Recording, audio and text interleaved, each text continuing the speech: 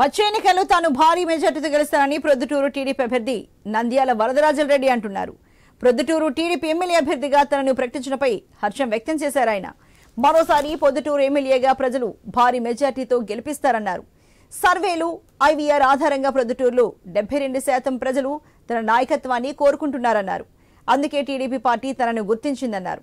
ఈ సందర్భంగా టీడీపీ అధినేత చంద్రబాబుకు, లోకేష్ కు కృతజ్ఞతలు తెలిపారు. రోజు 2024 ఎన్నికల్లో జరిగే తెలుగుదేశం ప్రొద్దుటూరు అభ్యర్థిగా నన్ను చంద్రబాబు నాయుడు గారు ప్రకటించడం జరిగింది.